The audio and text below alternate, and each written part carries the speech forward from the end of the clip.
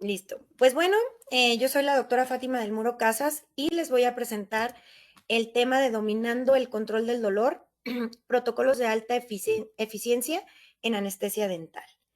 Entonces, pues como todos sabemos, el dolor y el control del dolor, pues es el primer síntoma por el cual los pacientes acuden a la atención odontológica, desafortunadamente, ¿verdad?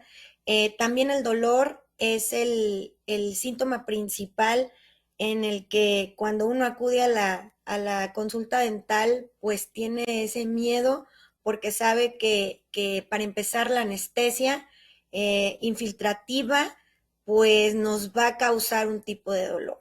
Entonces, los estudios demuestran consistentemente que el dolor, incluido el dolor dental, no se trata de manera efectiva y que el manejo del dolor pues es un componente crítico y desafiante en la odontología. La mejor y la eficacia en el tratamiento va a depender sobre todo de la cuestión fisiológica, fisiopatológica y sobre todo de qué tratamientos pudieran ayudarnos a coadyuvar en la anestesia dental para que finalmente podamos tener esa eficacia, esa mejoría y pues ese manejo y control del dolor finalmente, ¿sí? Entonces, nosotros tenemos tres aspectos. Yo siempre les digo que imaginemos que tenemos un cable, ¿sí? Con un conductor y que ese conductor de la electricidad pues tiene tres picos. Esos tres picos nos dan que son la parte principal o digamos, lo que va a conducirnos al dolor. Las primeras, imagínense que tenemos así tres picos, ¿verdad? Entonces, la primera nos está hablando de cuestiones, déjenme pongo el puntero, nos está hablando de cuestiones que son principalmente las fibras nerviosas, ¿verdad? El otro sistema conductor, pues nos está hablando de sistemas neuronales como los nociceptores. El otro sistema que es regularmente el que pues estamos acostumbrados a atacar para tratar de controlar, pues es el sistema activador de las citocinas proinflamatorias y de inflamación. Pero muchas de las ocasiones utilizamos solamente uno de los tres sistemas. Claro, pudieran ver más y pudieran haber más accesorios que nos van a generar el dolor, pero estos tres principales aspectos fisiológicos son los que nos van a estar detonando esa percepción a la sensibilidad dolorosa. Entonces, hablando pues de lo que es el tejido dental, pues sabemos que tenemos pues nuestra corona, nuestro esmalte, nuestra dentina y posteriormente nuestro paquete vasculonervioso del órgano dentario pues es la pulpa. En ese sentido, ahí en pulpa vamos a encontrarnos con diferentes fibras que nos van a propiciar esa percepción a la sensación dolorosa. También en la dentina, pues vamos a tener diferentes tipos sensoriales que van a ser terminaciones nerviosas que nos van a propiciar ese dolor. En el caso ya un poco más a segundo nivel, pues tenemos a los odontoblastos con esa zona odontogénica que va a ser transmitido ese impulso a lo que son las placas basales de Weil o lo que son el paquete vasculonervioso, en donde vamos a tener células ricas en fibroblastas, las células mesenquimales y pues obviamente el punto central de la pulpa en donde tenemos al plexo de Rashko. En ese sentido, pues nosotros podemos hablar de que tenemos diferentes mecanismos, por ejemplo, los blancos periféricos, ¿verdad? Y que eso tiene que ver con nuestra conducción en donde tenemos mielina o donde no haya mielina. Tenemos tres diferentes teorías en donde podemos apreciar la transducción, conducción y percepción dolorosa sobre todo de los órganos dentarios o ese dolor de origen bucodental. ¿verdad? Entonces tenemos las teorías hidrodinámicas, en donde estas teorías pues nos están hablando de los factores, como su nombre dice, que tienen que ver con los líquidos, ¿verdad? Con, con sensaciones externas y con estímulos aplicados directamente lo que es al diente. Y entonces esto va a provocar que se introduzca o salga líquido, y lo que va a hacer pues va a afectar esa percepción sensorial dolorosa que vamos a interpretar, ¿verdad? Luego tenemos la teoría de la transducción. Esa teoría de la transducción, que también va a estar estimulada hacia el diente por factores externos, fríos, calores y mecánicos, en donde los odontoblastos van a estar exhibiendo esas cuestiones, o van a estar reabsorbiendo esas cuestiones externas, en donde lo van a traducir a una percepción dolorosa. Por último, tenemos la teoría de la conducción, en donde efectivamente, por esos agentes externos, frío, calor y mecánicos, pues entonces esas fibras sensoriales van a estar directamente relacionadas o activadas con los estímulos externos. De tal manera, y se va a interpretar la información dolorosa y sensitiva. De tal manera que esto tiene que ver y que tenemos que entender a las fibras primeramente. Me regreso para que estemos otra vez en contexto. Tenemos tres principales puntos que yo puedo atacar, que me van a estar propiciando el dolor. Si yo solamente ataco un solo o atiendo un solo punto, pues me quedan estos otros dos sistemas sensoriales, en donde va a seguir presentándose la conducción dolorosa. Entonces, pues primero tenemos que conocer las fibras. En ese sentido, tenemos que las fibras de tipo A, por ejemplo, pues son las alfa, betas, gamas, deltas, pero lo que sucede es que ellos tienen una mielinización intensa. Cuando eso sucede con ese tipo de mielinizaciones intensas, la mielina es un transductor de señales. Y entonces, perdón, un conductor de señales. Y esa conducción me la va a propiciar la mielina. Entonces, imagínense que yo tengo un cable y que a ese cable yo le pongo agua. Entonces, ¿qué va a pasar? El agua va a ser una conducción, ¿verdad? Y justamente eso es lo que hace la mielina. Es una conductora. Entonces, en el caso de, por ejemplo, de los anestésicos locales, tenemos otro tipo de fibras como las B y las tipo C, que estas van a tener una mielinización leve, o en el caso de las tipo C, no van a tener mielinización.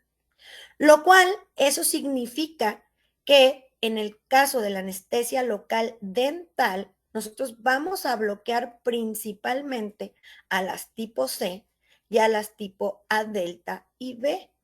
¿Por qué? Pues porque ellas son las que van a presentar esa sensibilidad y ese bloqueo ante el anestésico local de ese tipo de fibras. Pero ¿qué pasa? Pues nos quedan las otras fibras. ¿Por qué? Porque en el caso de las B, pues son autonómicas preganglionares. En el caso del dolor de las tipo C, van hacia raíces dorsales y hacia el simpático, y nos van a propiciar dolor y son postganglionares. En el caso de las otras fibras que sí tienen esa mielinización intensa y que no logran ser bloqueadas con los anestésicos locales, pues van a tener la función de la propiocepción motora, del tacto a la presión y de los usos musculares. De tal manera que pónganse a pensar, cuando nosotros hacemos un tipo de anestesia local, ¿qué es lo que sucede? Pues no se nos cae el cachete, no se nos cae el labio, no se nos cae la mandíbula y mucho menos la lengua, ¿verdad? Pero ¿qué pasa? Pues efectivamente nosotros vamos a atacar a fibras que van específicamente sobre la percepción dolorosa, y obviamente incluye algunas que van hacia la temperatura, y es por eso que a veces sentimos que empieza la anestesia y empieza el frío o el calor, ¿sí? O cuando se está quitando la anestesia empieza el frío. Sin embargo, pues a la cuestión motriz, pues no vamos a atacar a esa cuestión de la motricidad, porque simplemente el anestésico local no va a bloquear esas fibras. ¿sí? ¿Por qué? Porque como decimos, pues, además de la función, tienen esa mielinización. Entonces, cuando nosotros hacemos un bloqueo anestésico local en la odontología, vamos a únicamente atacar a las fibras que no tienen esa mielinización. Pero, fíjense bien, por eso es difícil el control del dolor, porque siguen estando presentes aquellas que sí siguen haciendo conductividad eléctrica por la presencia de la mielina. Bueno, partiendo entonces decíamos que teníamos esas tres teorías hipotéticas, que era el mecanismo hidrodinámico, la transducción odontoblástica y la inervación dentinaria. En ese sentido, las terminaciones nerviosas libres, pues que están en la periferia de la pulpa dental, son extremadamente sensibles al movimiento del líquido debido a los cambios repentinos. Y es entonces cuando esos túbulos dentinarios, ¿sí?, están formados por ese líquido similar al agua. Ahí se encuentra ese líquido. Ante la estimulación del frío y el aire comprimido, ese líquido se va a extravasar, o sea, va a salir el líquido tubular de la superficie exterior, va hacia la periferia, provocando su flujo hacia afuera, o sea, hacia el exterior.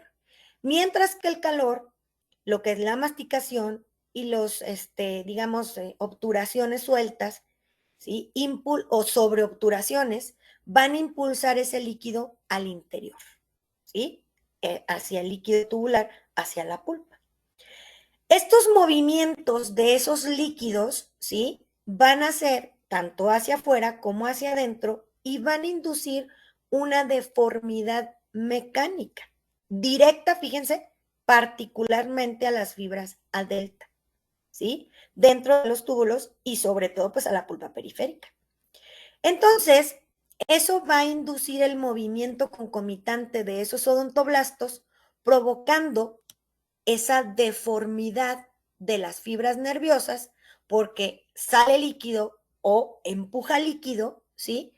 Y al haber eso, esa deformidad de las fibras aumenta la permeabilidad de los iones de sodio.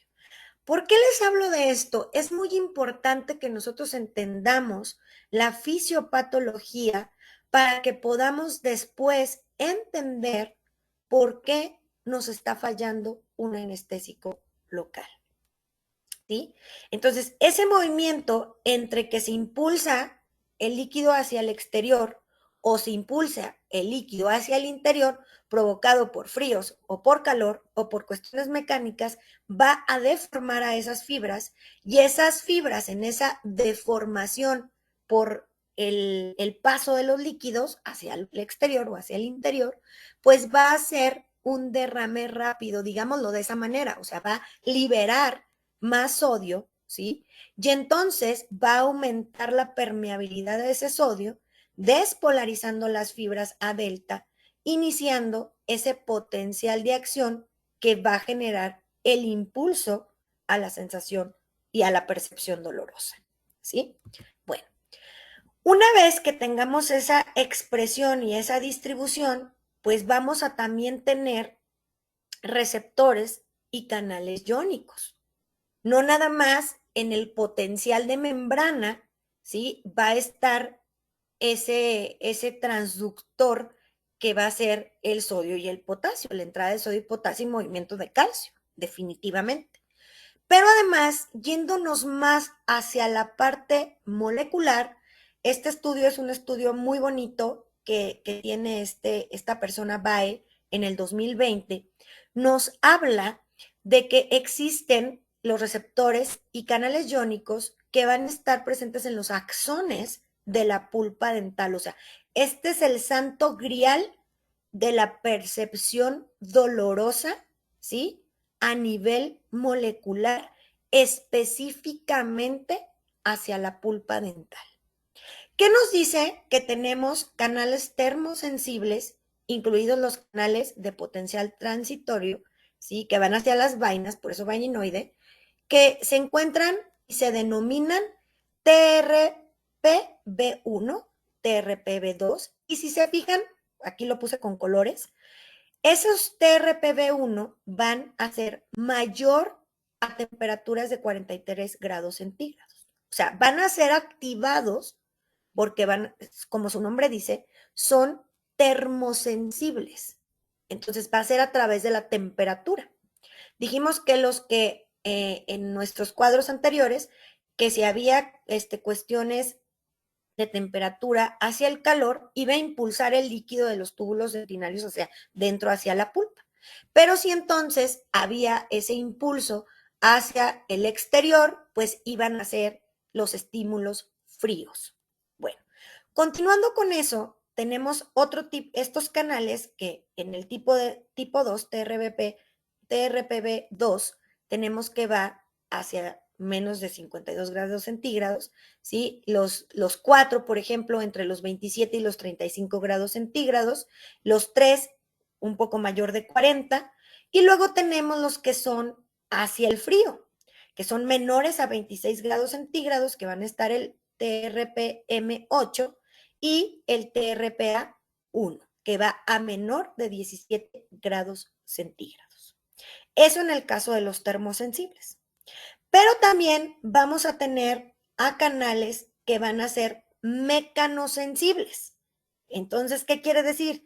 Si ya vimos los termosensibles, pues ahora vamos a tener los que por cuestiones de sobreobturación o por cuestiones de pérdida de oclusión y que tenemos ahí una afectación oclusal y bruxismos y demás, pues van a estar generando sensibilidad dolorosa, pero a través de mecanismos que van a estar afectando a la estructura dental y poniéndole fuerzas. En ese sentido, tenemos a estos canales que van a ser los canales que van a aperturarse para que entre en esa termosensibilidad. Tenemos todos esos tipos y que son los que vimos, por ejemplo, en el tipo de los termosensibles, y tenemos otros más que van a ser sensibles al canal iónico de tipo 3, sensible al ácido. Entonces, no nada más es la cuestión del frío y el calor, sino que también al ácido. Y ahí les va un ejemplo. Tenemos una afectación, digamos, bruxistas, y entonces en esa afectación empieza a haber exposiciones de cuello. Y en esas exposiciones de cuello y no encuentran su origen del dolor. Y es que me duele, toman la radiografía, ¿sí? Y quizás esa exposición empieza con una bolsa periodontal. Y entonces dicen, no, es que es endodóntico. Y entonces toman la radiografía, quizás pueden ver en algunos casos inflamaciones pulpares o retracción pulpar. No, sí, es endodóntico. Y entonces, hacen la endodoncia. Pues se quitó el dolor porque efectivamente, pues, le quitaron la vitalidad al órgano dentario. Pero no porque ese haya sido el dolor o el origen del dolor. Entonces es cuando vienen esas percepciones primero dolorosas en donde se lavan los dientes y ¡zas! Les detonó el dolor porque se lo lavaron con agua fría cuando nunca había sucedido. Quizás tenían sensibilidad. O ya cuando vemos a las cuestiones ácidas, se comen una papita de esas moradas, ¿verdad? Que tipo hot, flamantes, ¿verdad? Y tienen muchos ácidos en esos condimentos. Y entonces, ¿qué sucede? Lo comen y les detona el dolor y no lo soportan.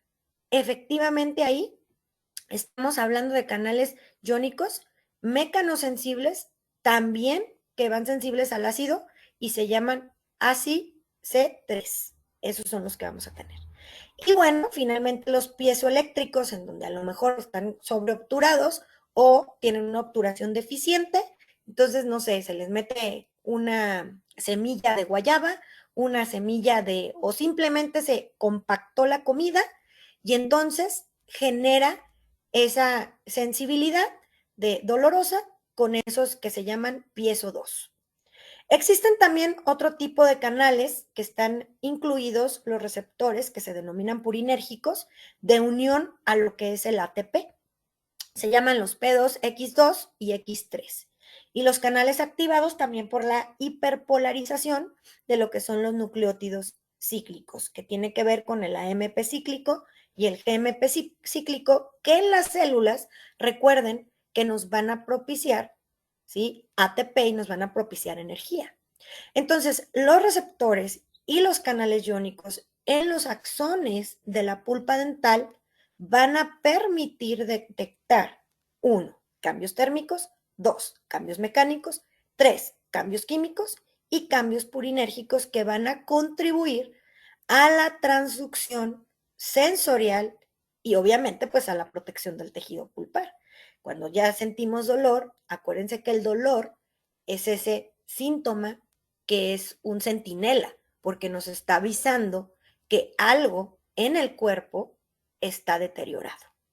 Entonces, volvemos a que tenemos también, en este resumen, pues los que van hacia cuestiones picantes, hacia cuestiones ácidas, hacia que van a generar calor, ¿sí? Los que van a generar frío y los que van a hacer a las cuestiones de la presión, de las posiciones mecánicas, ¿sí? Y que, bueno, van a generarnos todos esos tipos de dolores. Entonces, no nada más lo dicen en el 2020, sino también Caterina en el 2025 nos habla de este tipo de receptores.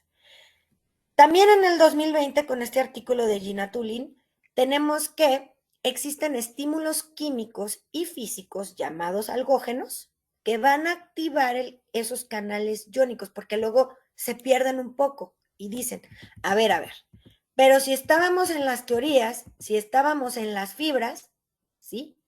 Pero esas fibras y esas conducciones nos llevan a sistemas neuronales con nociceptores. Y entre estos dos sistemas nos van a conducir al sistema activador de citocinas proinflamatorias. Y entonces vamos a tener percepciones dolorosas mucho más complejas. Y en este sentido es cuando hablamos de los algógenos, que finalmente pues ellos lo que van a hacer es activar a esos canales iónicos de la nociocepción y modulación del dolor que van a actuar en las terminales nerviosas, ¿verdad? De las neuronas nocioceptivas. La terminación nerviosa va a expresar pues estos canales iónicos específicos para la percepción dolorosa que se denomina nociocepción y ya los vimos como es el P2X3 que va a ser activado, es este rojo, va a ser activado por ATP, TRPV1, que va a ser sensible al calor y a la capsaicina. ¿Qué es la capsaicina? Pues la que tiene el chile, ¿verdad? Y la que nos da el picor, digámoslo de esa manera. Entonces, ellos van a ser sensibles a ellos y a canales de TRPA1, van a ser sensibles a lo que es el frío, a los cambios de óxido reducción y a los canales iónicos sensibles a los ácidos, ¿sí? Y también canales que van a ser piezosensibles, que son a los mecanosensibles, a los estímulos mecánicos, golpes, sobreobturaciones, deficiencias de obturaciones, la piedrita en los frijoles, etc. La activación de estos transductores y la actividad de ellos, ¿sí? En el dolor, pues va a conducir esa sensibilización neuronal a través de también receptores que van a ser metabotrópicos, mediante diferentes clases de moduladores del dolor que van a incluir a los neuropéptidos, ¿sí? Y que inclusive incluye a mediadores hormonales, ¿sí? A los no, pues a diferentes tipos de receptores neuronales y como la serotonina, ¿verdad? Y pues va a activar a lo que son los segundos mensajeros, que va a activar pues a la cascada de la inflamación, ¿sí? A moléculas endógenas, citocinas proinflamatorias y mediadores químicos de la inflamación. Entonces, una vez entendiendo esto, pues vamos a saber que existe ya evidencia morfológica y electrofisiológica que va a respaldar finalmente que los odontoblastos van a ser activados, pero que una vez que hay toda esta activación que acabamos de verificar, también va a haber un neurotransmisor importante que se llama glutamato. Y que él va a jugar un papel fundamental porque va a activar a ese receptor. Todos los descubrimientos moleculares se van llamando dependiendo de a quién activa, ¿sí? Entonces, este GLUR-R va a ser expresado en los axones nociceptivos pulpares adyacentes, por lo tanto, va a desempeñar un papel fundamental en el mecanismo del dolor dental agudo y la hipersensibilidad posteriores a la inflamación. Entonces, si nosotros no entendemos qué está sucediendo en ese dolor, difícilmente con el simple anestésico local, pues vamos a controlar el dolor. Y les voy a hablar de dos cuestiones importantes en las que estoy yo diciéndoles técnicas específicas que ahorita las vamos a ver, protocolos, ¿verdad?, que podemos hacer para mejorar el dolor, pero en toda mi carrera, pues siempre no todo es 100%, como ayer, ¿verdad?, que nos falló la tecnología. También en la cuestión, y mucho más en la cuestión fisiológica. Solamente en toda mi carrera, nada más 2 personas no han logrado tener un control del dolor más que posterior. Pero ahorita lo vamos a ver. Entonces, hablando de ese glutamato, estábamos aquí, en la nociocepción vamos a tener pues nuestras axones, ¿verdad? Para ese potencial de acción, en donde la liberación periférica de este glutamato que está a este nivel, que fíjense, viene de glutamina en la neurona presináptica y luego viene a convertirse a glutamato, ¿sí?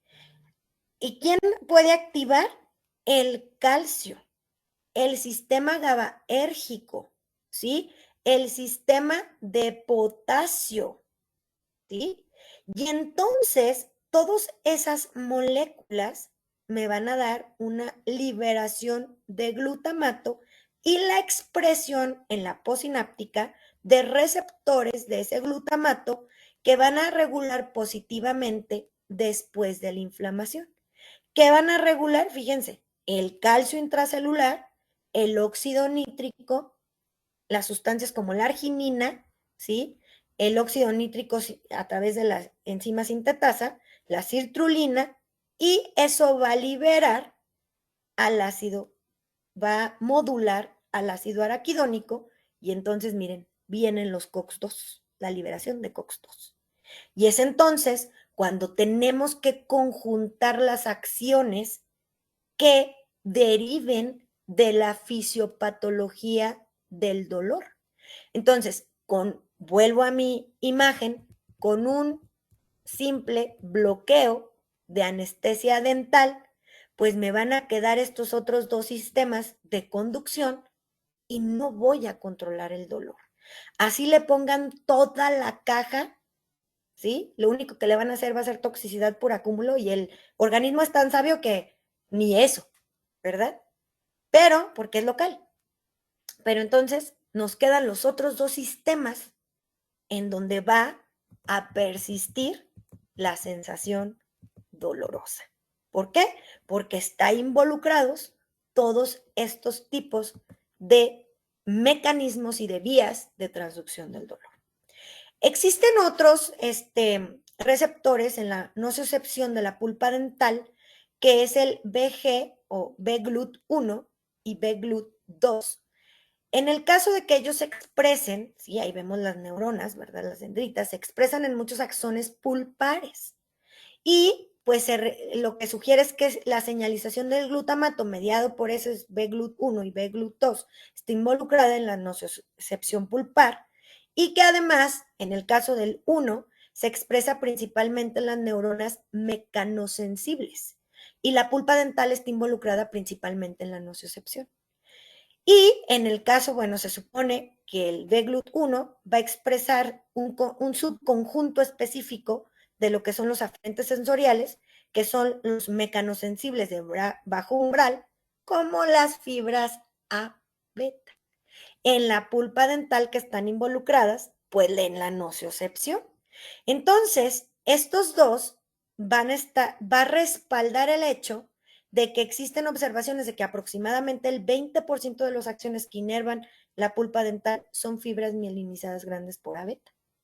O el otro 20% aproximadamente de las fibras A beta grandes están involucradas en la nocicepción.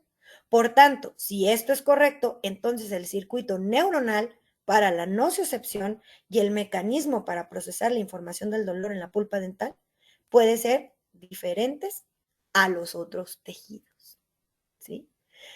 Entonces, pues ahí es cuando decimos, necesitamos tomar acciones distintas a solo el hecho de controlar el dolor con la anestesia dental, porque finalmente no se va a poder, porque tenemos todos los otros cables, o sea, yo le corté este cable, pero sigue habiendo transducción dolorosa, de señalización dolorosa, con estos otros dos cables.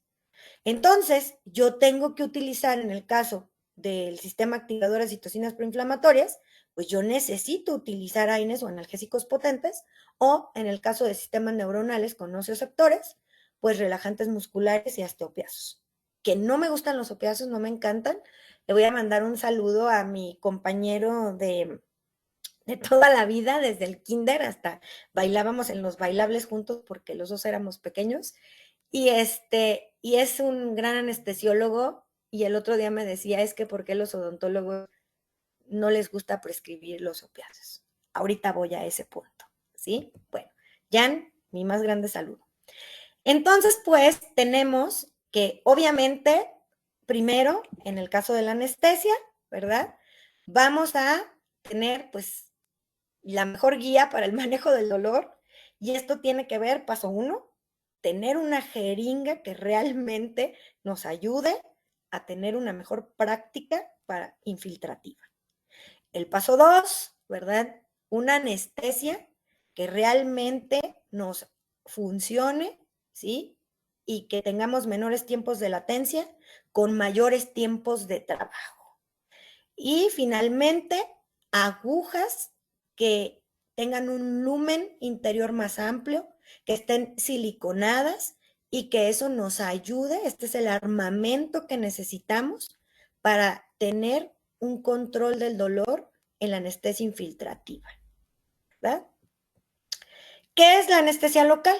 Una vez que ya entendimos toda la parte fisiopatológica del dolor, pues entonces tenemos que, pues la anestesia dental local ha sido definida como la pérdida de la sensación dolorosa en un área circunscrita del organismo, que es reversible y que obviamente no va a presentar pérdida de la conciencia.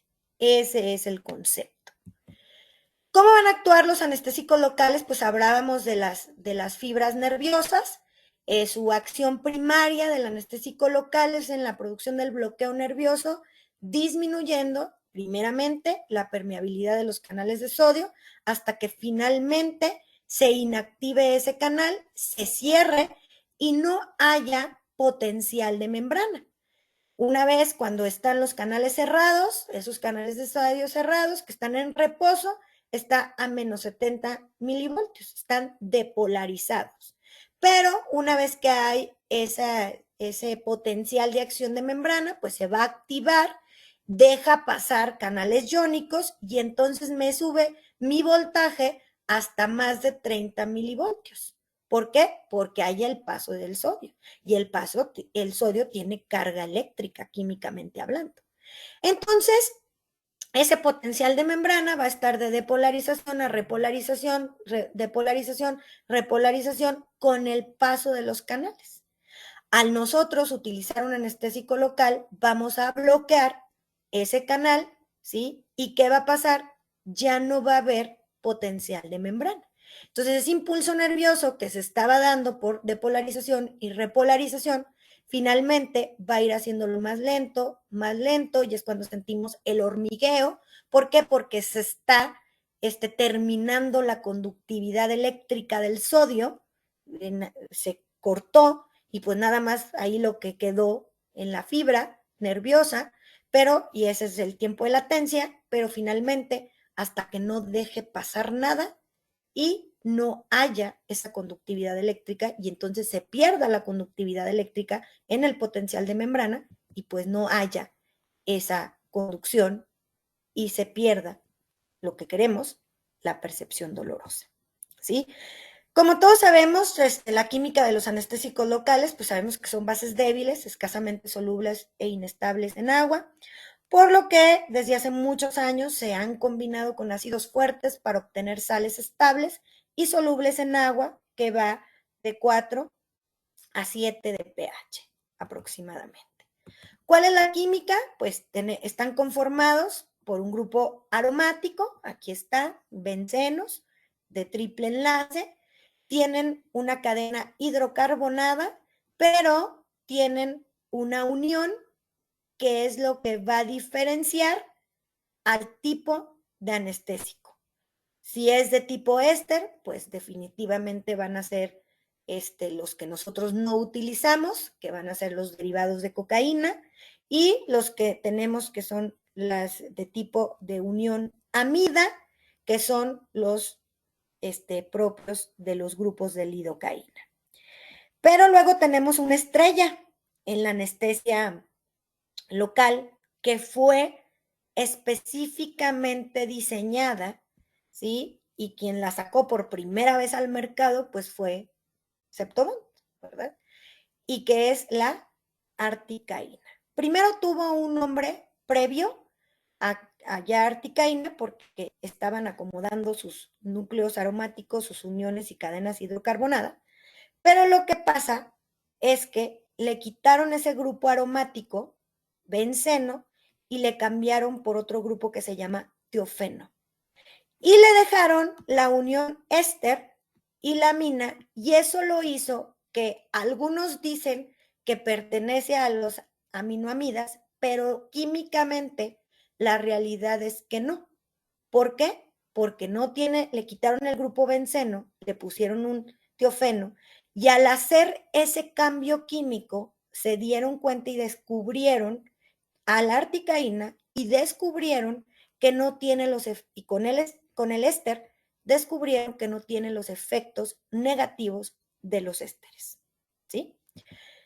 Entonces, pues tenemos aquí a nuestros anestésicos que van a ser los que podemos utilizar, digamos, de corta duración, que tenemos el escandonés de 20 a 40 minutos de tiempo de trabajo, de 1 a 2 horas de tiempo de analgesia, y se utiliza para procedimientos cortos, de mediana duración, que va de 40 a 60 minutos de tiempo de trabajo, y va de 2 a 4 horas de tiempo de analgésico y procedimientos para procedimientos de mediana duración.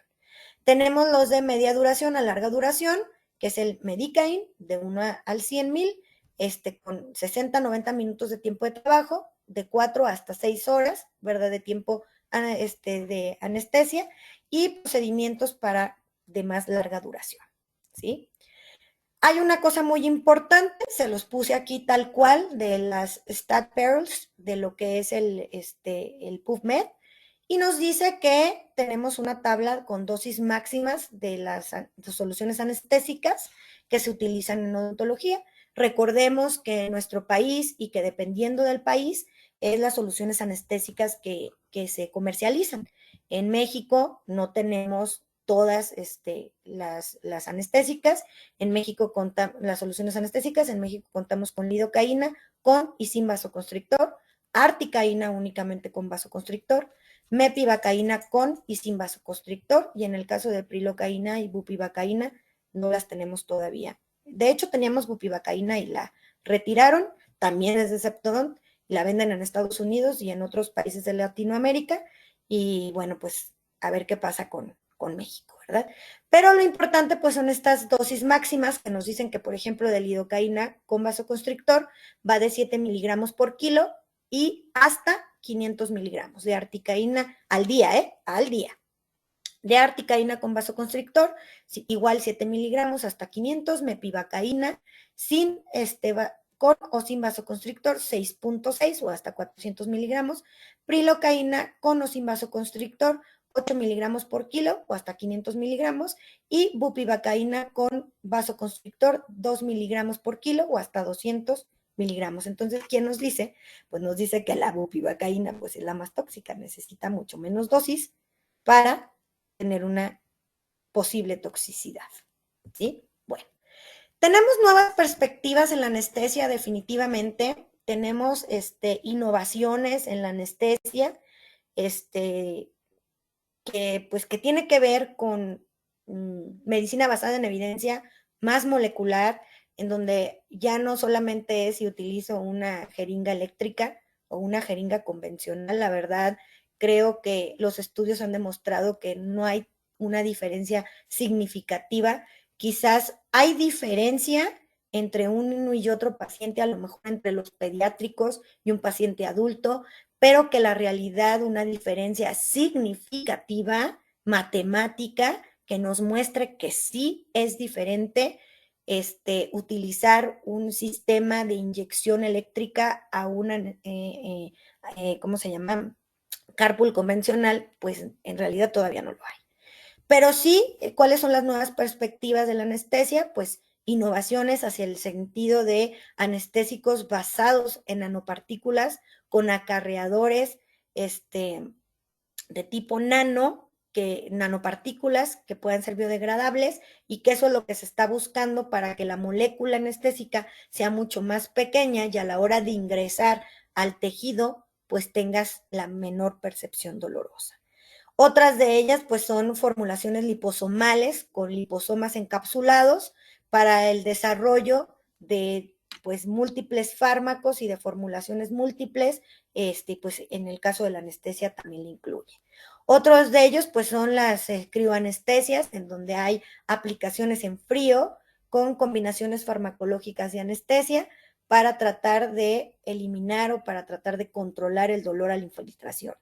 Otros, pues como les dije, son los sistemas de libres de aguja, en donde hay sistemas inyectores que pueden ser parches de liberación transdérmicos. Otros, pues habla de las anestesias asistidos por computadora, donde hay sistemas electrónicos, ¿sí? Y los otros que pueden ser cuestiones de tiempo real con una presión controlada hacia la inyección, como lo hablábamos hace rato. Y por último, esta parte que en realidad a mí no me encanta y yo, pues con todo respeto al doctor Malamed, que es el padre de la farmacología moderna, lo podría mencionar de esa manera, pues sinceramente creo que hay mucha controversia en la cuestión de la buferización. Creo que es algo delicado porque en algunos, lo voy a decir así abiertamente, con el respeto que se merecen quienes lo han hecho en ponencias. Yo he visto personas que inclusive no son farmacólogos, no son químicos, son odontopediatras que no tienen esa capacitación y ese manejo bioquímico específico con un control químico específico en donde les enseñan a los odontólogos de práctica general el realizar una buferización en el consultorio, en donde puede ser motivo de demanda, en donde ahí ya el culpable no va a ser la casa comercial del anestésico que utilizaron, sino que ante las necrosis o ante afecciones que vayan a crear por una mala formulación, por querer hacer un ajuste en el buffer de esa solución anestésica, pues puede haber implicaciones legales importantes hacia la salud cuando no se tiene el conocimiento. Los anestésicos locales ya están avalados y tan es así que son comercializados en el mundo durante muchísimos años y una de las particularidades y diferencias entre las casas comerciales anestésicas es justamente encontrar esa solución del excipiente buferizada, ya lo hacen así, ¿para qué? Para tener la menor percepción dolorosa, el menor tiempo, el mayor tiempo de trabajo y el menor tiempo de latencia. Entonces, creo que pues, puede ser una cuestión riesgosa que alguien les esté enseñando a hacer eso en un consultorio dental, con todo respeto. No lo comparto, de verdad. Y pues aquí les traigo los datos, ¿verdad? En un estudio en el 2024 se evaluó la eficacia de soluciones buferizadas con no buferizadas de lidocaína en extracciones dentales. Y fíjense lo que nos dice el artículo. Conclusión y relevancia, dice, en este estudio, la buferización con bicarbonato en la lidocaína no exhibió ninguna ventaja discernible sobre el anestésico de lidocaína no buferizada en ninguno de los estudios que aplicaron ellos. Entonces, ¿qué quiere decir? O sea, ahí no lo está diciendo. Pues que ya la solución anestésica trae su buferización. En ese sentido, donde más ha habido esas cuestiones, pues Europa y obviamente Estados Unidos. Bueno, aquí hay otro estudio en el 2024 en donde nos dice que el efecto de añadir bicarbonato sódico al 8.4% a la anestesia local durante infiltración en caninos, nos dice que, por otro lado, dice, los estudios encontrados, pues, no concuerdan con otros estudios o están en disconcordación o a veces soy mala para traducir porque nomás lo leo en inglés, pero muestran que no, fíjense, no diferencia significativa en el dolor registrado después de la buferización de las soluciones anestésicas. Dice, puede estar involucrado, 1, el sitio de la inyección, 2, el pH inicial, ¿sí? Y pues otro tipo de cosas, pero dice que no ha sido efectivo, que a lo mejor necesitan más estudios clínicos controlados. Entonces, más estudios nos están hablando de esta buferización, entonces de verdad, compañeros, no lo hagan. ¿Qué hizo Septodon? Bueno, pues Septodon es una empresa muy lista. Hizo que no lo venden en México, lo venden, me parece, únicamente en Estados Unidos, no sé si en Europa. Ahí Said, nuestro marketing, nos va a sacar de la duda. Pero efectivamente no lo venden aquí. Y hay un Buffer Pro que vende en Estados Unidos, que es un bicarbonato de sodio al 8.4%, una solución buferizante, ¿sí? Que se dispensa en el cartucho de la anestesia local, ¿sí? Es de uso único y nada más se va a integrar al cartucho de anestesia para aplicarse en la buferización, pero es una solución controlada. No que la hicieron en el consultorio y quién sabe si realmente tiene el pH, porque no creo que en el consultorio dental tengan un pHímetro, no lo creo, para medir el pH.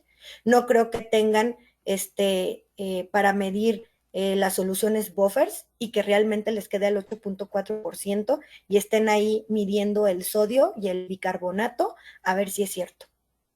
Entonces, en ese sentido, pues yo les digo, no lo hagan. Si viven en Estados Unidos o si tienen quien les ayude a comprar en Estados Unidos, pues cálenlo. Pero ¿qué nos dice aquí? Que no es contundente. Entonces, pues de ahí vamos a lo que son las técnicas anestésicas dentales, en donde sabemos que por definición pues son procedimientos destinados a bloquear temporalmente lo que es la transmisión nerviosa en estructuras específicas de la cavidad oral para permitir pues tratamientos indoloros y mejorar el manejo del paciente definitivamente. Los principios farmacológicos los acabamos de ver. Tenemos diferentes técnicas, ¿sí? Que son las infiltrativas supraperiósticas, el bloqueo del nervio alveolar superior y posterior, el bloqueo del nervio alveolar inferior, los bloqueos del nervio bucal largo, la anestesia intraligamentaria, la anestesia intrapulpar y pues aquí la anestesia también intraósea, ¿verdad? Entonces, pues tenemos diferentes tipos de anestesias y aquí nos habla de los diferentes volúmenes que podemos encontrar y de las indicaciones principales y las consideraciones claves, pero yo creo que eso ya lo sabemos porque es nuestro pan de cada día en la odontología.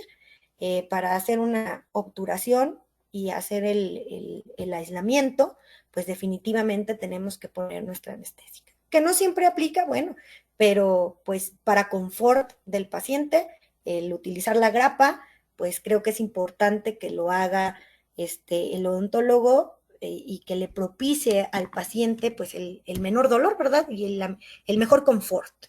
Entonces, pues estos tipos de técnicas en donde está incluyendo hasta la anestesia tópica, porque también eso podemos hacer, podemos iniciar con anestesia tópica para que menos dolor tengamos a la hora de la anestesia local infiltrativa y mucho menos a la anestesia regional troncular, a las intraligamentarias, ya, o sea, estas van a ser nuestras accesorias, intraligamentarias, intrapulpares, y pues que tenemos que saber consideraciones importantes como uno, la anatomía, ¿sí? Evaluar los antecedentes médicos, alérgicos, estados hasta emocionales y medicaciones actuales de los pacientes, porque pues sabemos que eso nos va a evitar las complicaciones como hematomas, parestesias temporales, parestesias transitorias o definitivas, trismus, reacciones alérgicas o toxicidades sistémicas. Y es importante que evaluemos estos aspectos para tener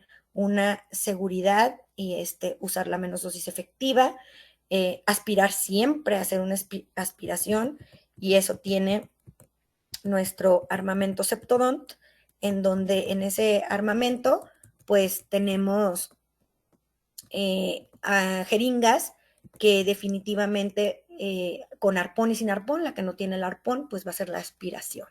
Entonces creo que uno de los puntos importantes es justo eso, porque nos va ese 2, 3 segundos de subir su dedo y hacer esa aspiración nos puede salvar de muchos de los accidentes y complicaciones al anestésico local. Ya sabemos, pues, todo el tipo de anestesias, ¿sí? Aquí está, ¿sí? Con arpón y sin arpón. Y pues en el caso de la que no tiene arpón, pues es autoaspirante. Entonces yo creo que ya los odontólogos que tenemos bastante tiempo realizando técnica anestésica, pues pudiéramos utilizar sin arpón. Los que inician, pues definitivamente con arpón, alumnos y demás, para que tengan la conciencia de realizarlo, ¿sí? Ahora, para ya no tardarme tanto, porque también pues sabemos que la tecnología pues sí es muy buena y está muy bien hacer webinars y seminarios en línea, pero que muchas veces pues también nos cansa estar en una pantalla. Entonces, pues me voy a ir ya un poquito más adelante, en donde hablábamos de la interacción, ¿verdad? De ese engrane de coadyuvantes entre lo que es el anestésico local, los analgésicos potentes y los relajantes musculares. Entonces, hablamos de diferentes fármacos, yo les voy a hablar de algunos otros, hay más quizás, pero yo creo que una vez en el control del dolor coadyuvante a la anestesia, podemos utilizar estos que les voy a recomendar. Tenemos al loxoprofeno, de verdad no me paga la farmacéutica, ojalá que vean la ponencia, ¿verdad? La farmacéutica y me inviten también a ser speaker de Loxonin. Y tienen una gama muy buena de fármacos para el control del dolor bucodental y para el control de la infección bucodental. Pero bueno, entonces hablemos del oxoprofeno. El oxoprofeno es un primo del ibuprofeno. El mecanismo de acción antiinflamatorio se demostró mediante la reducción de la biosíntesis, obviamente de las prostaglandinas, por inhibición de la ciclooxigenasa. Y después de la administración oral, el tracto gastrointestinal va a absorber y metabolizar el oxoprofeno sódico en una forma no modificada y rápidamente lo va a convertir en un metabolito activo, por lo tanto lo hace un profármaco, y es un derivado alcohólico de la forma trans que inhibe la biosíntesis de las prostaglandinas.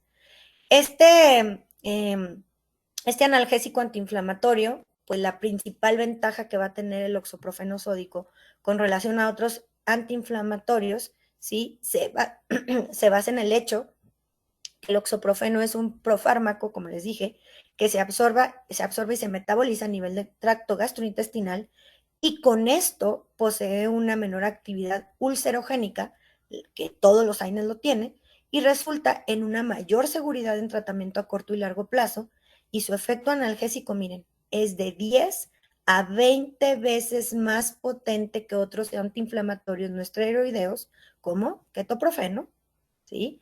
Naproxeno, indometacina y más que el diclofenaco. Entonces, él es mucho más potente, de 10 a 20 veces más potente. Este analgésico antiinflamatorio está indicado, ¿sí? En el control del dolor de periodos posquirúrgicos, post-traumatismos y post-exodoncia como analgésico, antiinflamatorio y antipirético en procesos inflamatorios agudos, ¿verdad? Entonces, pues tenemos recuerden que los fármacos, pues no son la panacea, o sea, un fármaco es un coadyuvante, pero que ustedes definitivamente tendrán que erradicar tanto focos infecciosos o el origen de ese dolor para que no se siga presentando. En el caso de la odontología, de dolores de origen bucodental, pues no va más allá de 5 o 7 días. En el caso ya de situaciones de dolores trigeminales, pues entonces ya neuropáticos más hacia trigémino, pues entonces ahí la terapia va a cambiar y ninguno de estos van a ser los indicados. Yo estoy hablando de los fármacos que pueden utilizar como coadyuvantes en esa situación en donde anestesiaron y no logran controlar el dolor. Y vuelvo a mi imagen en donde tenemos esas fibras nerviosas con el anestésico local y estamos hablando de analgésicos potentes y después les hablaré de alguno otro de los relajantes musculares. ¿Para qué? Para que sean un coadyuvante ante el fracaso, quizás, no fracaso, no lo digamos así, ante una dificultad para controlar el dolor con solo la anestesia dental. Entonces, ellos son unos de los fármacos que podemos utilizar como coadyuvante. Está contraindicado, tiene interacciones medicamentosas con los anticoagulantes orales porque puede intensificar el efecto del anticoagulante como la warfarina.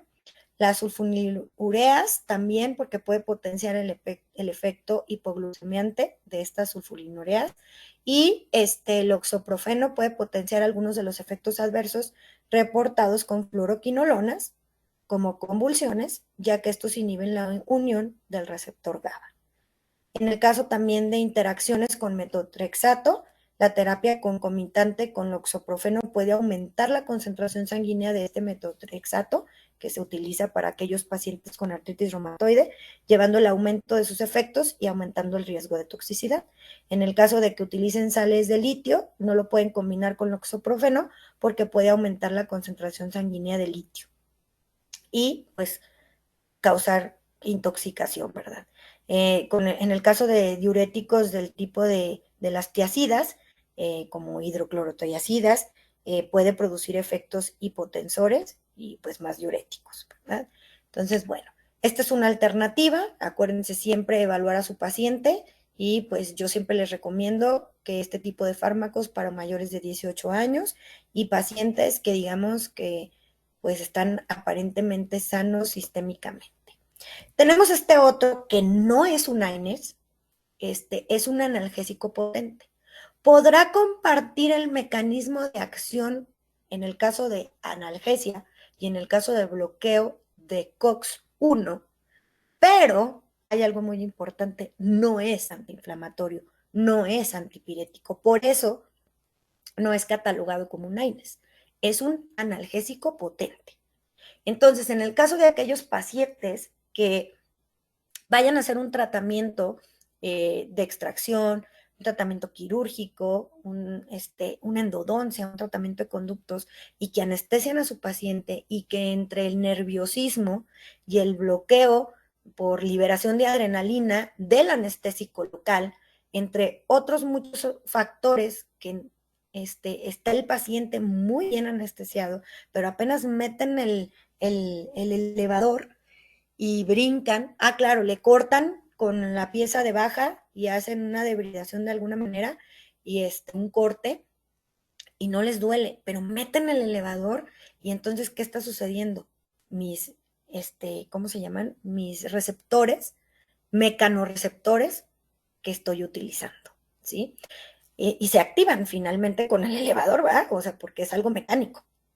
Bueno, entonces en esos casos, pues yo siempre me voy por el dexketoprofeno, ¿sí? Que es el Stadium y también hay el que se llama Keral en la solución inyectable, o sea, yo no me voy a esperar, ya lo anestesié, ya lo tengo en el sillón, ya tiene ansiedad, ya tiene miedo, ya liberó demasiada adrenalina, ya me bloqueó el anestésico local, yo no me voy a esperar para darle una tableta y que se absorba y de aquí a 20 minutos pues logre controlar el dolor. Yo no voy a hacer eso.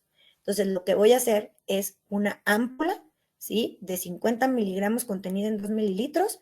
Lo que voy a hacer es aplicar esa ámpula intramuscular en el consultorio dental y una vez anestesiado lo puedo hacer previo. Si no lo sé y se me presenta la situación en el momento, pues entonces aplico mi ámpula, pues pues anestesia y este analgésico no narcótico es para el tratamiento sintomático del dolor agudo y de diversa etiología. Posteriormente de que lo hayan aplicado intramuscular, van a ver, les va a permitir trabajar y posteriormente pueden continuar con las tabletas de 25 miligramos sin problema. ¿Sale? Siempre les digo, mayores de 18 años, ¿sí? Quizás a lo mejor, ayer me platicaba mi esposo de un caso, y pues sí, a lo mejor en situaciones quirúrgicas, en una paciente, no sé si de 16 años, pues bueno, y que hicieron cuestiones quirúrgicas importantes, entonces, bueno, pues quizás pudieran darlo. En mayores de 65 años se recomienda la mitad de la dosis, aunque me diga que el fabricante que lo puedo dar cada 6 horas, yo siempre mantengo la terapia a 8 horas para evitar dosis repetidas e intoxicaciones, ¿sí? Tengo este otro, que es el que les digo, bueno, este lo voy a ver al final, no sé por qué lo puse ahí, pero lo voy a ver al final. Tenemos este otro que es la orfenadrina, que este también es un analgésico potente, ¿sí? Que se llama Norplex, es una ámpula de 60 miligramos, cuando viene simple la orfenadrina, viene así en una ámpula de 60 miligramos, está también indicado para el alivio sintomático a corto plazo de condiciones dolorosas del sistema musculoesquelético dorsal y lumbar. Entonces, si a lo mejor tenemos un paciente que no aguanta la articulación, ¿verdad? En ese momento, ¿sí? Pues podemos aplicar esa ámpula, o si sabemos que el paciente es muy ansioso, libera mucha adrenalina y me bloquea los receptores del anestésico local, lo puedo utilizar media hora antes del tratamiento, que se lo aplique antes de iniciar la consulta dental. Y posteriormente puedo continuar el tratamiento con lo que son las tabletas, en donde tenemos el combinado de orfenadrina con paracetamol, que viene de orfenadrina de 35 miligramos, o sea, la mitad de la ámpula, y 450 miligramos de paracetamol, y la verdad, se da cada 8 horas, es realmente un agente farmacológico bastante exitoso en su tratamiento para el dolor, indicado en el manejo de afecciones dolorosas agudas, el sistema musculoesquelético asociado con trauma, esguinces, torceduras, pero también cuestiones agudas y en condiciones musculares dolorosas. Entonces, también puede ser otra alternativa, ¿sí? Luego, pues hablamos de lo que les decía, de los siguientes tipos de fármacos para controlar el dolor y hablamos de los relajantes musculares. Sin embargo, en estos relajantes musculares, pues sabemos que aunque actúan en la placa motora muscular, ¿sí? Pues también deriva de la cuestión neuronal. Entonces, este mecanismo de acción hace un arco reflejo y en una neurona inhibidora, porque va a inhibir el dolor, e indica la terminación, pues tenemos las terminaciones presinápticas, ¿verdad? Excitadoras, la que es una fibra aferente, intrafusal primaria de calcio y denota un activador de calcio almacenado en el retículo sarcoplásmico del músculo estriado, ¿sí? Entonces, eso, pues, el calcio, pues, son liberados, ¿verdad? Los conductos de actina y miosina en el calcio intracelular muscular, pues, van a ser liberados para ese movimiento e impedir la contractibilidad, pero es a través de la cuestión neuronal. Entonces, acuérdense que en el caso de relajantes musculares tenemos dos tipos, los que derivan de los pancurios, que son para anestesias generales, y los que van hacia la cuestión de la musculatura, pero tiene una implicación también en el sistema nervioso central, lo que va a propiciar cansancio y adormecimiento y demás, ¿sí? ¿Cuáles tenemos? Pues la ciclobenzaprina es una de ellas, también déjenme les comento, el otro día unos conocidos me dicen que pues habían ido a consulta y pues resulta que la paciente es alérgica a todos los AINES y pues no hallaban, ¿verdad? No hallaban, el odontólogo no hallaba qué, y pues creo que estas pueden ser una de sus alternativas, la ciclobenzaprina sola, porque también viene combinada con AINES. Entonces, en el caso de relajantes musculares tenemos 4, ciclobenzaprina, metocarbamol, clorzoxazona, pero yo en realidad, pues por el tipo de dolores que vamos a controlar en el consultorio dental, pues me iría más sobre ciclobenzaprina, en donde es para el tratamiento del espasmo muscular agudo, cuando se les queda trabada la mandíbula, ¿verdad? Asociados a cuadros del aparato locomotor con contracción muscular acompañante.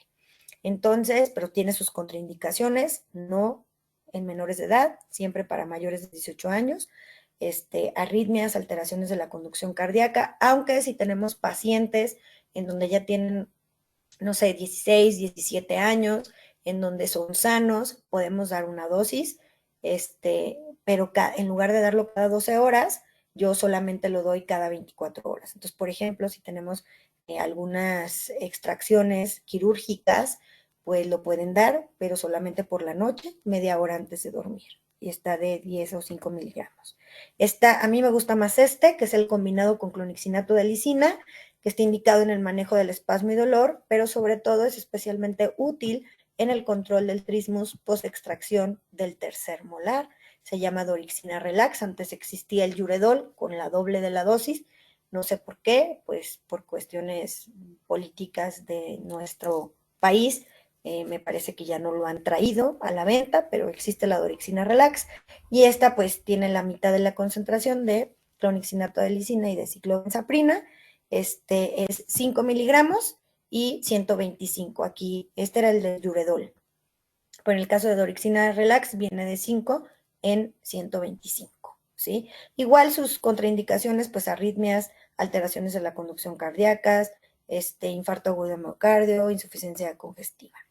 Tenemos este otro, que también pues es clonixinato de lisina, les digo, no me paga Sharing Proud, ojalá, pero bueno, tienen buenos fármacos, tienen buenas alternativas de tratamiento, y también este fármaco es muy bueno, el Dorixina Flam, tiene clonexinato de lisina de 250 con diclofenaco de 50. Sus indicaciones, pues sabemos que en cuestiones inflamatorias predominantes, analgesia, ¿sí? Y pues obviamente diseñado para aquellos casos en los que además de aliviar el dolor, es necesario inhibir la inflamación de los tejidos involucrados, como en las cuestiones quirúrgicas. Tiene la ventaja de aliviar el dolor con una elevada eficacia, la cual es mayor que la que se obtiene al administrar cualquiera de los dos por separado. ¿Sí? Es una buena sinergia. Pues indicado para cirugías, ¿verdad? En intervenciones de varios tipos y pues quirúrgicos. Sus dosis, pues ya sabemos, vía oral, pacientes mayores de 16 años y adultos, y pues obviamente yo siempre lo doy cada 8 horas o cada 12 horas. En el caso de los que sean de 16, 17, cada 12 horas, y en el caso de los adultos, cada 8. Precauciones generales, la dosis debe fijarse en cada paciente de acuerdo con la intensidad del dolor y la respuesta del tratamiento, prefiriéndose la dosis menor si este es eficaz. También al administrar Dorixina Flam a pacientes hipertensos o cardiópatas, deberá vigilarse la tensión arterial y la aparición o exacerbación de edema posterior a la ingesta del medicamento. Entonces, pues todos tienen sus contraindicaciones, ¿verdad? Este no me encanta, este no me gusta, ahí voy a contestarle la pregunta a mi amigo anestesiólogo. El tramadol no me gusta porque tiene muchas contraindicaciones, es primo de la cocaína, entonces, pues puedes tener una sustancia de abuso, puedes hacerte adicto, porque sí es adictiva, y le abres la puerta a la adicción. Entonces, pacientes que pues tienen aquellas afectaciones y que les gusta ese tipo de cosas, pues no lo van a poder utilizar, o sea, porque aunque está diseñado como una adecuada opción para el tratamiento del dolor severo, con un perfil de toxicidad mucho más favorable, juntos que separados, pues está indicado en los cuadros de dolor severo, visceral o somático. Entonces, en el caso de la odontología, pues nosotros no tenemos dolores viscerales, ¿sí? Y pues las contraindicaciones son muchas, no se puede, o sea, porque sigue siendo un opiáceo, ¿sí? Sigue siendo primo de la oxicodona, incluyendo intoxicaciones agudas porque no se puede mezclar con alcohol, con hipnóticos sedantes, con analgésicos de acción central, con otros opiáceos o con psicotrópicos. Puede empeorar la depresión respiratoria del sistema nervioso central en estos pacientes y en pacientes en estado convulsivo o con insuficiencia renal moderada grave y pacientes con riesgo de insuficiencia renal por hipovolemia, puede provocar más hipovolemia, más deshidratación y en pacientes con hemorragias cerebrovasculares o en riesgo de cualquier tipo de hemorragia. Entonces, ¿por qué me voy a meter en asuntos que no necesito meter a mi paciente? Entonces, yo no lo prescribo nunca porque tengo todas estas otras alternativas, ¿sí? Y bueno, pues tenemos que saber que siempre una historia clínica completa me va a llevar a un diagnóstico certero y preciso y a un tratamiento preciso. Tengo este último que les dije que los iba a ver, que es el que me dice mi amigo, ¿por qué no usamos Excudeca? Le dije, no, porque, me equivoqué, Excudexa. Es dexketoprofeno con prometamol, ¿sí? Y tiene clorhidrato de tramadol. Pero ¿por qué no lo uso? Por lo que les digo, porque el tramadol tiene todas las contraindicaciones. Entonces, si yo tengo algo menos severo, menos que tenga que ver con impactaciones de la monoaminoxidasa, con pacientes con epilepsia, con depresión respiratoria grave, entonces, ¿para qué? Si yo tengo un dexketoprofeno solo, ¿sí? Y funciona en el caso del dolor de odontología, pues excelente. Entonces, la verdad es que no lo necesito, ¿sí? Te quiero mucho, amigo Jan, pero esa es la razón. Y pues, como les decía, tenemos una historia clínica, un diagnóstico certero y un tratamiento preciso. Mientras no tengamos eso, pues hay miles de opciones terapéuticas farmacológicas, pero si no sabemos historia clínica y diagnóstico certero, nos vamos a equivocar en el tratamiento. Los invito finalmente para terminar a que vivan la experiencia COA, en donde ellos me invitaron ya hace algunos añitos, en el 2024, miren, salió el 17 de octubre del 24, esta colaboración que yo tuve con ellos, muchas gracias. Yo creo que si se comunican conmigo o en las plataformas digitales, bueno, ahí está. Un artículo de anestesia dental, está muy sencillo, está muy digerible y pues espero que les guste esta aportación. Por otro lado, también tengo otro artículo de anestesia local, lo hice el año pasado y pues también lo pueden buscar, nada más le ponen Fátima del Muro Casas y anestesia local en odontología y les va a aparecer el artículo o pueden seguir mis redes. Bueno, tengo este otro de los inhibidores ACOX-2, pues ellos son más para cuestiones inflamatorias y pues hice una tabla en donde les digo cómo utilizarlos y espero que me acepten también mi otro artículo que tengo en una revista distinta, está en revisión, de lo que son los relajantes musculares. Bueno, aquí están algunas de las revisiones que realicé de los artículos importantes, que les estuve hablando de las cuestiones fisiopatológicas y moleculares. Y pues aquí están mis redes, ¿verdad? Pueden seguirme en el Google académico como Fátima del Muro Casas, y ahí pueden ver todas mis publicaciones. También a todos los colegas, a todos los que estén en instituciones públicas, como docentes, como alumnos, se les hace la cordial invitación.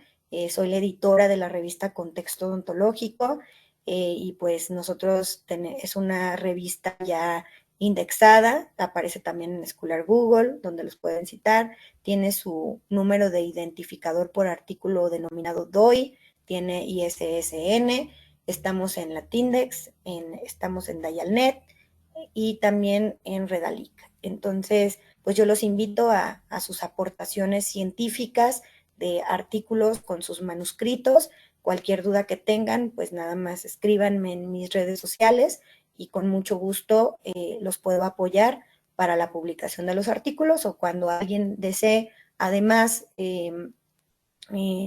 fungir como revisor, pues también con mucho gusto, nada más que me mande sus grados académicos, su área de experiencia, y pues platicamos para que participen como revisores. Pues ahí están mis redes sociales, está el site, está el Scholar Google, el Instagram y Facebook. Entonces, pues los libros más grandes de farmacología, o sea, les digo, no lo digo yo, en alguna ocasión, cuando recién publiqué el artículo de anestesia con COA, cierta persona me escribió a mi WhatsApp personal y me dijo, ¿cómo? ¿Cómo es posible que las fibras C y las fibras A delta no tienen mielina? Pues justamente por eso, ¿verdad? Pero bueno, pues no lo digo yo. Bueno fuera, ¿verdad? Que yo fuera editora de alguno de estos libros.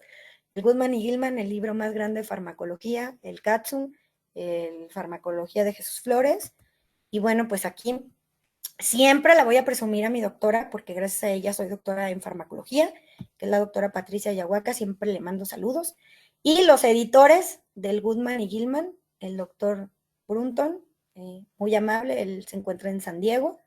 Ese día presenté una ponencia como alumna del doctorado todavía, y pues bueno, eran en inglés, y gané el segundo lugar, entonces pues no me fue tan mal, ¿verdad? Y bueno, siempre a todos mis chicos, los favoritos, ¿verdad? Dicen. Y bueno, pues hemos presentado en diversos foros, y pues gracias de verdad, porque es un apoyo, mi familia, siempre mi familia, ¿verdad? Muchísimas gracias. Bueno, pues ya saben, es todo un placer participar, seguir siendo parte de la familia de COA. Gracias, Aid, por tus atenciones siempre. Y pues gracias a todos los internautas que se han conectado y que espero que les haya gustado esta presentación. Bueno, definitivamente hay muchos aspectos que tienen que ver con el paciente, que necesitaría muchísimo tiempo para hablar especificaciones de cuestiones de compromisos sistémicos en relación al uso de fármacos, porque es específico para cada grupo de fármaco, para cada fármaco. Entonces, pues en cualquier momento yo estoy con la apertura, que si ustedes desean contactarme, invitarme a dar alguna ponencia en ese sentido, pues con mucho gusto.